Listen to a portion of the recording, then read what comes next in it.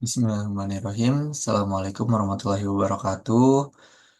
Yang terhormat Bapak Imam Tri Sutrisno MKAP selaku dosen pengampu mata kuliah TMK. Perkenalkan, nama saya Ahmad Syaril Azka dengan NIM 2101881. Saya merupakan mahasiswa program studi S1 Keperawatan kelas 7 C Migrasi. Pada kesempatan kali ini saya akan memaparkan mengenai gizi buruk atau yang biasa disebut dengan stunting. Dan sebelum kita ke materi, akan ada video terlebih dahulu. Selamat menyaksikan. Belakangan ini kita dengar pemerintah lagi gencar-gencarnya bikin program pencegahan stunting. Apa sih stunting itu sebenarnya? Seberapa bahaya stunting? Dan gimana cara mengatasinya? Ini kata dokter.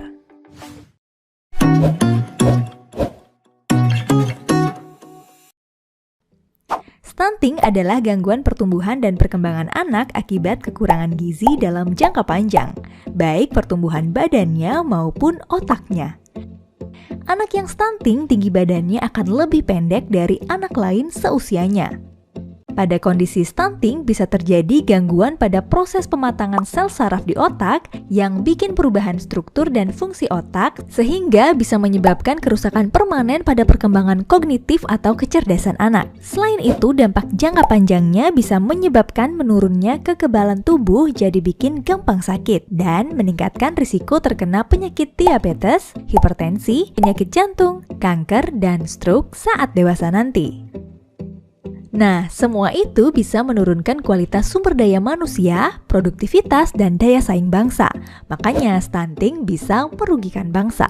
Penyebab terjadinya stunting karena kekurangan gizi dalam waktu lama, yaitu dalam 1000 hari pertama kehidupannya, yaitu semenjak anak masih di dalam kandungan hingga berusia 2 tahun.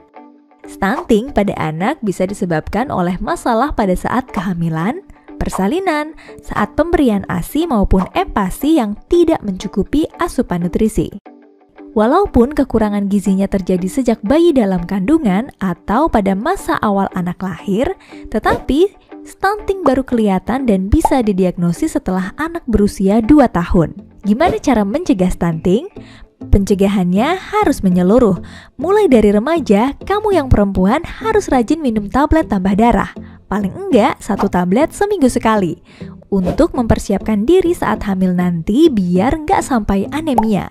Karena kondisi anemia pada kehamilan bisa menghambat pertumbuhan bayi. Ibu hamil juga harus rajin minum tablet tambah darah paling tidak 1 tablet setiap hari. Minimal 90 tablet selama kehamilan.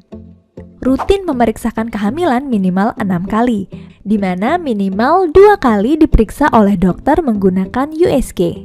Pemberian ASI eksklusif selama 6 bulan dan dilanjutkan hingga usia 2 tahun. Konsumsi protein hewani setiap hari bagi bayi usia di atas 6 bulan. Memantau pertumbuhan balita di posyandu tiap bulan, dan meningkatkan akses terhadap air bersih dan menjaga kebersihan lingkungan. Ini kata dokter tentang stunting. Terima kasih sudah menyaksikan video ini. Dukung terus channel Ini Kata Dokter dengan like, Share, dan subscribe. See you on the next video.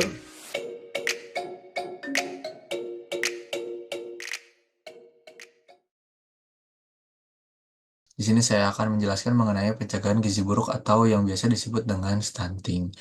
Langsung saja.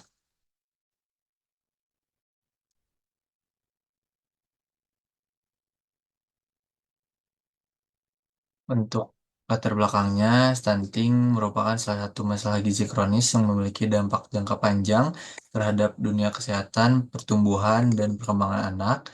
Menurut Organisasi Kesehatan Dunia atau WHO, stunting didefinisikan sebagai kondisi di mana tinggi badan anak lebih rendah dari standar tinggi badan rata-rata anak seusianya yang disebabkan oleh kekurangan gizi kronis selama periode kritis pertumbuhan.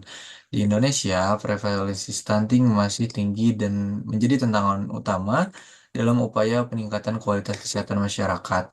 Berdasarkan data riset kesehatan dasar atau Riskesdas, terbaru sekitar 30% anak balita di Indonesia mengalami stunting. Tingginya angka stunting ini mengindikasikan adanya masalah mendasar dalam pola asuh, pola makan, serta akses terhadap layanan kesehatan yang memadai. Stunting adalah kondisi gagal tumbuh pada anak balita akibat kekurangan gizi kronis, terutama pada 1.000 hari pertama kehidupan, mulai dari janin hingga anak berusia 2 tahun. Stunting tidak hanya berdampak pada pertumbuhan fisik anak, tetapi juga pada perkembangan kognitif dan kesehatannya di masa mendatang. Stunting berdampak pada kesehatan dan kecerdasan anak. Stunting memiliki potensi untuk mengganggu perkembangan otak anak yang pada gilirannya berdampak pada kemampuan kognitif mereka dalam jangka pendek.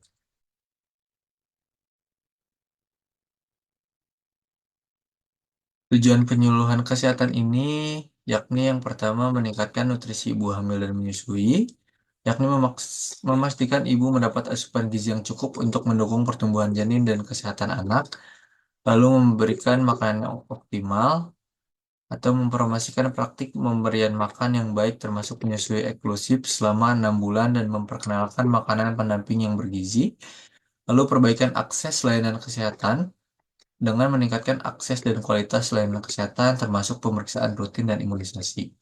Yang keempat, pendidikan dan kesadaran gizi untuk meningkatkan pengetahuan masyarakat tentang pentingnya gizi seimbang dan praktik kesehatan yang baik. Yang kelima, peningkatan sanitasi dan kebersihan untuk mengurangi resiko infeksi dengan memastikan akses ke air bersih dan sanitasi yang layak. Dan yang terakhir, keterlibatan multisektoral, yakni mendorong kerjasama antara sektor kesehatan, pendidikan, pertanian, dan sosial untuk menciptakan lingkungan yang mendukung pertumbuhan pada anak. Ini ada definisi stunting. Stunting adalah sebuah kondisi di mana tinggi badan seorang lebih pendek dibanding tinggi badan orang lain pada umumnya yang seusianya. Stunting menurut WHO adalah gangguan pertumbuhan pada anak akibat asupan nutrisi yang buruk, infeksi berulang, dan stimulasi psikososial yang tidak adekuat.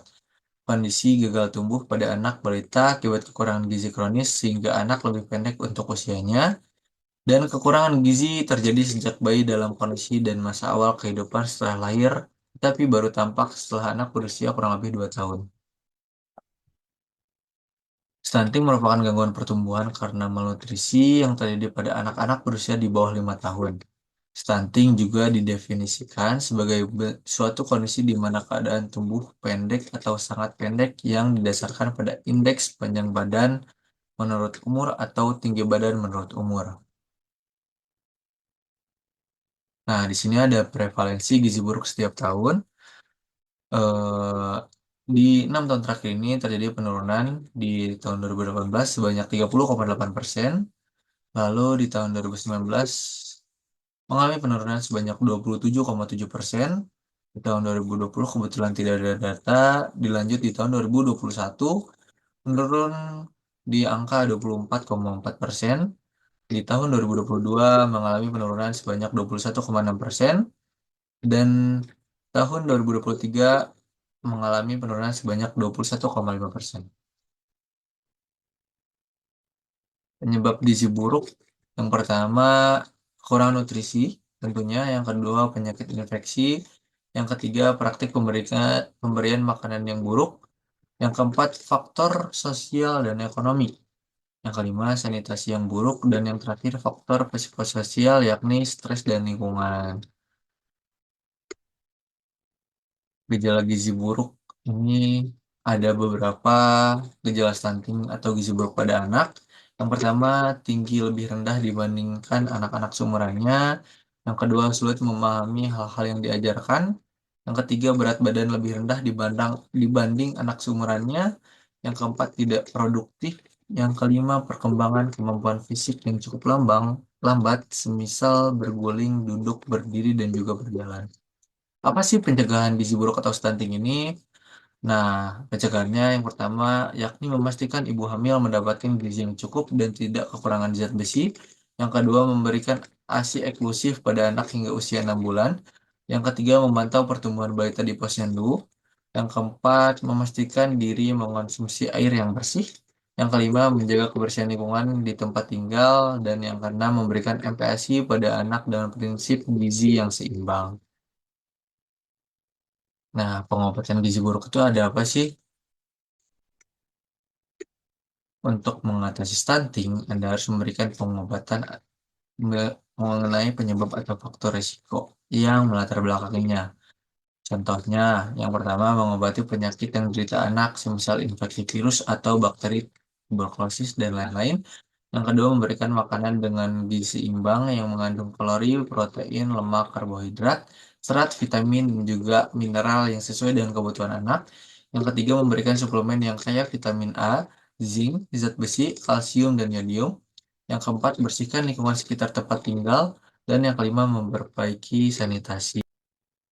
Nah, kesimpulannya, stunting atau gizi buruk adalah sebuah kondisi di mana tinggi badan seseorang lebih pendek dibanding tinggi badan orang lain pada umumnya sesuai dengan umurnya. Peningkatan nutrisi ibu hamil dan pemberian makanan yang optimal adalah kunci keberhasilan pencegahan gizi buruk. Gejala stunting biasanya terlihat sejak 1000 hari pertama sejak anak lahir. Cara pencegahannya adalah memastikan ibu hamil mendapatkan gizi yang cukup, pemberian ASI eksklusif pada balita, memantau pertumbuhan balita, dan pemberian MPASI pada anak. Baik, sekian yang dapat saya sampaikan. Kurang lebihnya saya mohon maaf yang sebesar-besarnya. Saya tutup. Wabillahi taufiq wal hidayah. Assalamualaikum warahmatullahi wabarakatuh.